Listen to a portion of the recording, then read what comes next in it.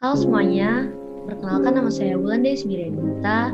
Saya dari mahasiswa Fakultas Kedokteran Universitas Airlangga dengan NIM 131. Pada kesempatan kali ini, saya akan menjelaskan tentang pentingnya pengetahuan seputar vaksinasi COVID-19 di Indonesia.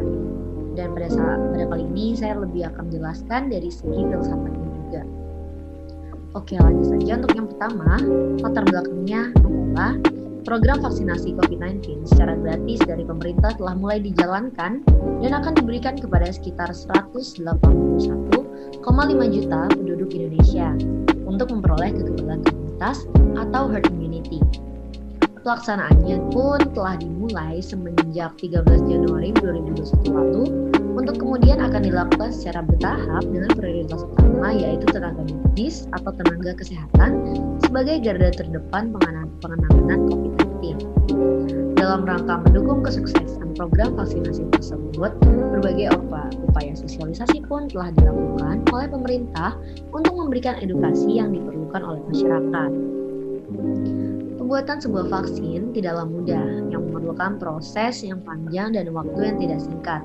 Saat ini terdapat bermacam-macam bentuk vaksin untuk COVID-19 yang salah satu perbedaannya dapat dilihat berdasarkan molekul atau komponen dari vaksin-vaksin tersebut.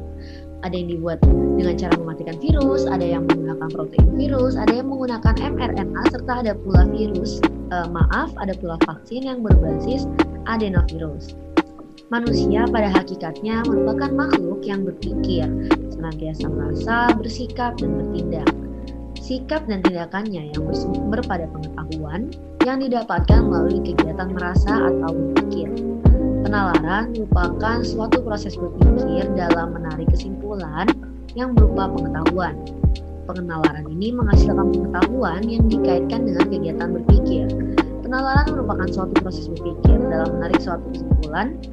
Oleh karena itu, ini adalah suatu proses dalam berpikir yang menggabungkan beberapa, atau lebih dari satu pemikiran-pemikiran untuk bisa diambil kesimpulan dan mendapatkan pengetahuan baru.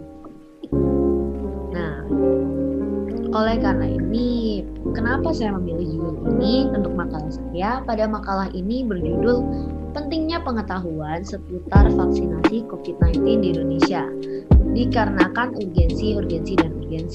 Hal ini menjadi urgensi bagi setiap masyarakat yang akan melakukan vaksinasi.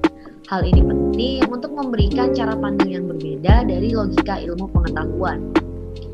Dan saya akan membahasnya juga dari segi 3 alasan, empiris, rasional, dan aktual. Untuk alasan empiris, yaitu banyak dari sebagian masyarakat yang menyikapi vaksinasi ini secara pro maupun secara kontra. Sebaiknya hal ini dapat diatasi oleh pemerintah untuk mensukseskan program pemerintah memutus rantai penyebaran COVID-19. Untuk alasan yang kedua, yaitu secara rasional, vaksinasi memiliki efek yang ditimbulkan setelah proses penyuntikan kepada tubuh pasien, biasa dikenal sebagai efek samping.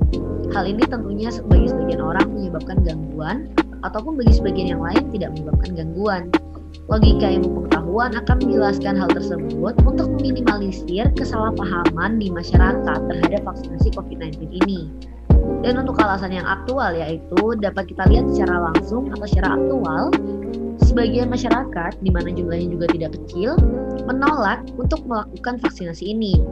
Hal ini bisa jadi lebih banyak disebabkan karena kurangnya informasi dan sosialisasi dari instansi-instansi terkait, terutama yang berhubungan dengan vaksinasi ini maupun instansi pemerintahan. Kemudian peran filsafat dalam masalah ini ataupun dalam topik ini, yaitu filsafat memberikan pertimbangan etis atas kebijakan herd immunity untuk mengatasi pandemi COVID-19. Herd immunity atau kekebalan komunitas terbentuk setelah mayoritas sembuh dari infeksi patogen. Caranya yaitu dengan membiarkan tubuh terinfeksi penyakit. Seperti contohnya pada tahun 1918, dunia mengalami sebuah wabah pandemi flu atau dikenal dengan flu Spanyol. Sedangkan dalam konteks penerapan herd immunity untuk mengatasi pandemi COVID-19 di Indonesia ini, beberapa orang boleh saja menjadi korban agar sebagian besar populasi menjadi kebal terhadap virus corona. Akan tetapi, pendekatan ini bertentangan dengan prinsip martabat manusia yang memiliki nilai ansih dan tidak boleh diinstrumentalisasi untuk kepentingan apa saja. Kelemahan dasar dari prinsip ini adalah ia bertentangan dengan prinsip keadilan dan hak, di mana ia mengambil hak dari masyarakat kecil ataupun masyarakat yang tidak bisa melawan.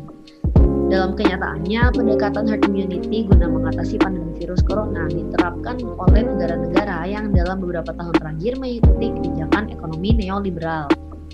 Neoliberalisme menggantikan kebijakan sosial, pendidikan, kesehatan, perumahan yang dibiayai negara dengan paradigma privatisasi dan diregulasi oleh pasar bebas. Neoliberalisme dibangun di atas iman akan keadilan inheren pasar bebas yang dianggap sebagai rasionalitas pasar yang ini profit mendahului manusia. Dalam kacamata neoliberalisme, kebijakan herd immunity merupakan pendekatan yang paling efisien karena ini membebaskan negara dari tanggung jawab untuk membiayai sistem kesehatan melawan pandemi. Dari perspektif neoliberalisme, kematian karena pandemi COVID-19 tidak dilihat sebagai akibat kegagalan kebijakan negara, tetapi dianggap karena virusnya terlalu ganas. Nah, oleh karena itu juga pembahasannya yaitu proyek ini penting untuk memberikan pengetahuan dan menyelaraskan sudut pandang masyarakat terhadap program vaksinasi pemerintah. Vaksin bertujuan untuk memutus rantai penularan penyakit, menghentikan wabah, dan dalam jangka panjang untuk bahkan mengeliminasi atau memusnahkan, mengeradikasi penyakit itu sendiri secara keseluruhan. Namun masih banyak sekali masyarakat yang masih mengalami miskonsepsi. Maka karena itu penting sekali logika pengetahuan diterapkan di sini. Dan setiap individu tentunya mempunyai cara logika berpikir masing-masing yang diperoleh dari latar belakang ilmu pengetahuan yang dimiliki. Untuk menyamakan persepsi setiap individu, maka perlu diadakan sosialisasi dan penyuluhan khususnya sebagai bentuk upaya mensukseskan program vaksinasi pemerintah untuk COVID-19 di Indonesia. Dan berdasarkan pembahasan dan analisa dari proses penelitian yang dilakukan, maka didapatkan dan ditarik kesimpulan, yaitu relevansi logika pengetahuan terhadap sistem pengelolaan vaksinasi COVID-19 di Indonesia memiliki hasil yang berbeda-beda. Hal ini tergantung bagaimana setiap individu mempunyai cara logika berpikir masing-masing yang diperoleh dari latar belakang ilmu pengetahuan yang dimiliki. Oleh karena itu, untuk menyamakan persepsi setiap individu, maka diperlukan sosialisasi dan penyuluhan, khususnya sebagai bentuk upaya untuk mensukseskan program vaksinasi pemerintahan COVID-19 di Indonesia. Baik, mungkin itu saja yang dapat saya jelaskan pada kesempatan kali ini. Terima kasih. Apabila ada kritik maupun saran dapat disampaikan di kolom chat atau dapat menghubungi saya langsung.